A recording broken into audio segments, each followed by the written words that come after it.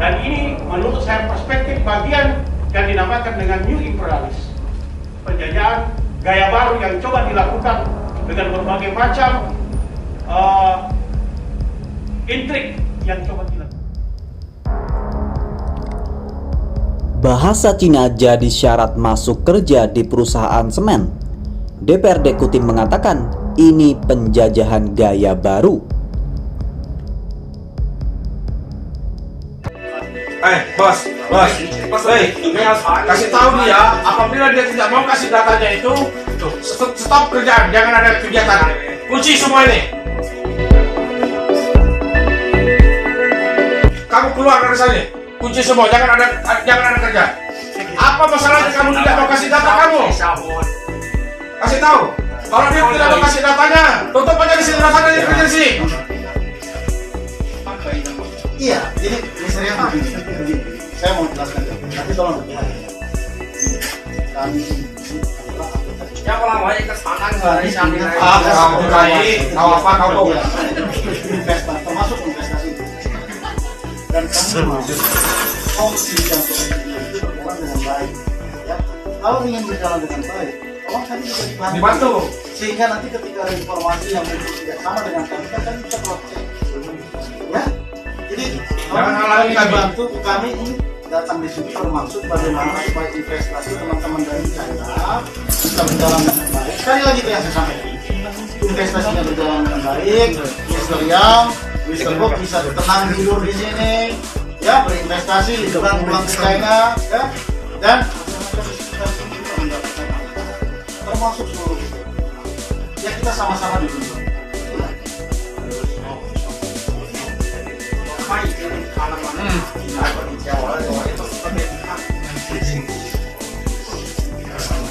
Kan Cina dia karena legalitasnya dia kan tidak benar. Kami tidak akan mengawal. Ini dalam rangka untuk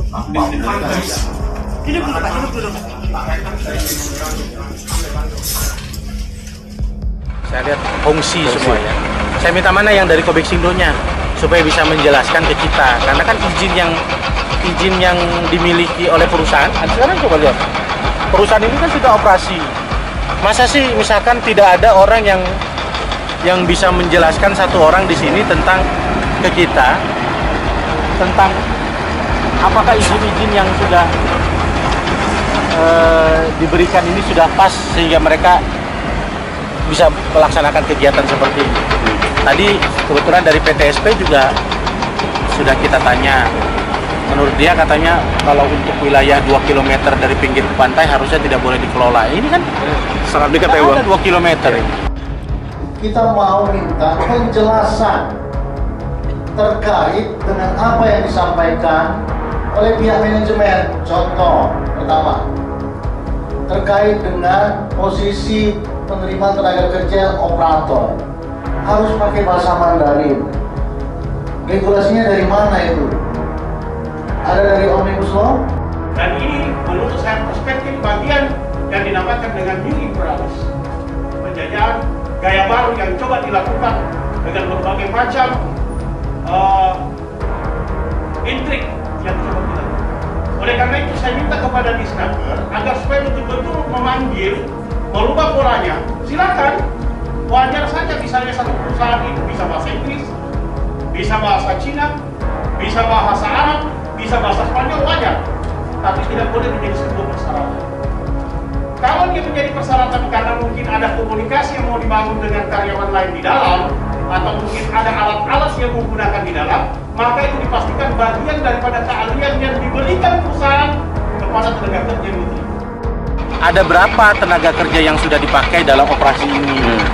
Yang sudah direkrut berapa TKA dan berapa yang tenaga kerja lokal, ya, artinya baik itu lokal Kutim maupun dari yang penting yang Indonesia ya.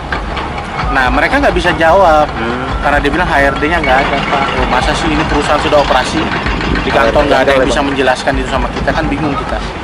Jadi ya kita agak sedikit kecewa lah. Terus tadi kita tanya kebanyakan sih ini dari mana Hongxi lo ini Kobeksindo-nya mana? Lo yang kita ini mau tanya karena Hongxi kan kita nggak tahu. Hongxi itu perusahaannya nggak ada di Indonesia, itu perusahaan Cina. Yang bisa mengambil kebijakan. Yang Maksudnya mereka datang sini yang yang ECD saja sehingga tidak bisa mengambil kebijakan, sehingga karantina dulu. Nah, itu Pak. Jadi soal alasan COVID ya kita no comment. Kemudian juga lihat Cina, wah ini kok datang kok virus, nah ini yang jadi masalah juga. Terjadi juga soal bagaimana adanya penjajahan terhadap generasi muda terhadap peluang kerja yang dibatasi dengan berbagai macam aturan yang menurut saya tidak berhasilkan. Jadi saya ulangi lagi, kita tidak dalam perspektif membenci sebuah bahasa, tidak dalam perspektif membenci sebuah ras. Ini kita diskusikan dalam soal mekanisme penerimaan tenaga kerja, di mana harusnya putra putri terbaik lokal itu diberi peluang yang seluas-luasnya untuk diterima. Adapun keahlian soal bahasa diberikan pelatihan setelah diterima, baru dilakukan kontrak kerja agar supaya tidak terjadi hal-hal yang demikian.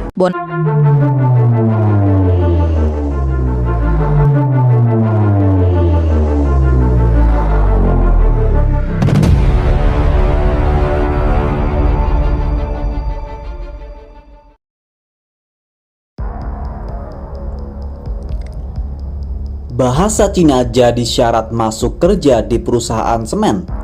DPRD Kutim mengatakan ini penjajahan gaya baru.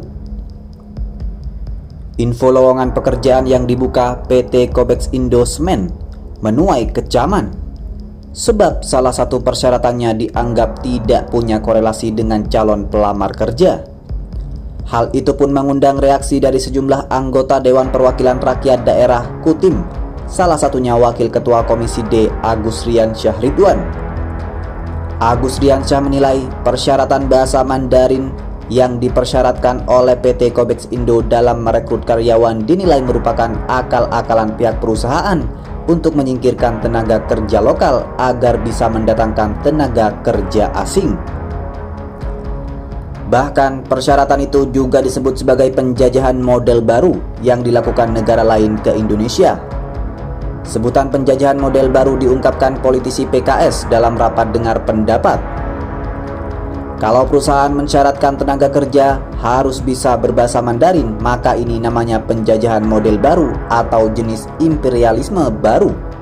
Sama saja mereka menutup akses tenaga kerja dari Kutim untuk ikut bekerja di perusahaan itu kalau syaratnya bahasa Mandarin.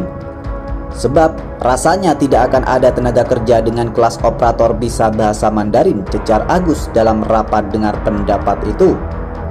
Menurutnya, negara ini khususnya Kutai Timur menyambut baik kedatangan investor dengan harapan saling menguntungkan. Investor mencari untung dengan mengelola sumber daya alam, sementara orang daerah ikut bekerja di sana. Kalau mungkin syaratnya bahasa Inggris yang memang sudah menjadi bahasa internasional itu masih masuk akal. Tapi kalau bahasa Mandarin itu tidak masuk akal, ini pakai logika terbalik, karena seharusnya mereka yang menyesuaikan diri, karena mereka masuk wilayah kami, paparnya. Ini jelas pelanggaran Undang-Undang Dasar 45. Memang, di Undang-Undang Omnibus Law perusahaan hanya mensyaratkan perusahaan hanya memberitahu pemerintah untuk menggunakan tenaga kerja asing tanpa menyebut batasannya.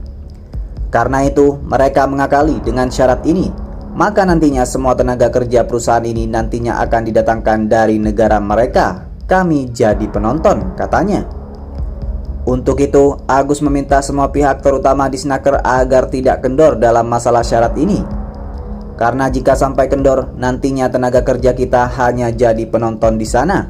Menonton pihak asing mengeruk keuntungan dari mengelola sumber daya alam daerah ini. Perusahaan harus tunduk pada undang-undang, harus sinergi dengan kearifan lokal.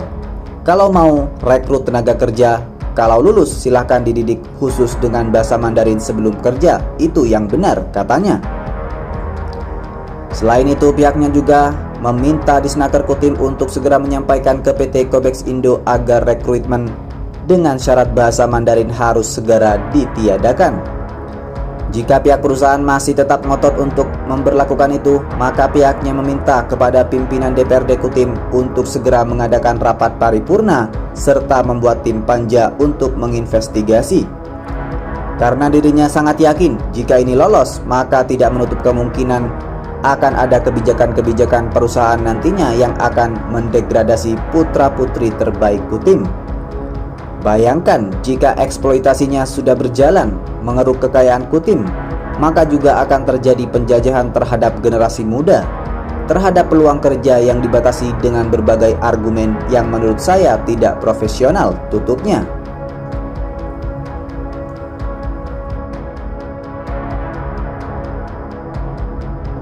Dan ini menurut saya perspektif bagian yang dinamakan dengan new imperialism, penjajahan gaya baru yang coba dilakukan dengan berbagai macam intrik yang coba dilakukan. Oleh karena itu saya minta kepada Disnaker agar supaya betul-betul memanggil, merubah polanya. Silakan, wajar saja misalnya satu perusahaan itu bisa bahasa Inggris, bisa bahasa Cina, bisa bahasa Arab, bisa bahasa Spanyol, wajar. Tapi tidak boleh menjadi sebuah persyaratan. Kalau dia menjadi persyaratan karena mungkin ada komunikasi yang mau dibangun dengan karyawan lain di dalam, atau mungkin ada alat-alat yang menggunakan di dalam, maka itu dipastikan bagian daripada keahlian yang diberikan perusahaan kepada tenaga kerja yang diterima.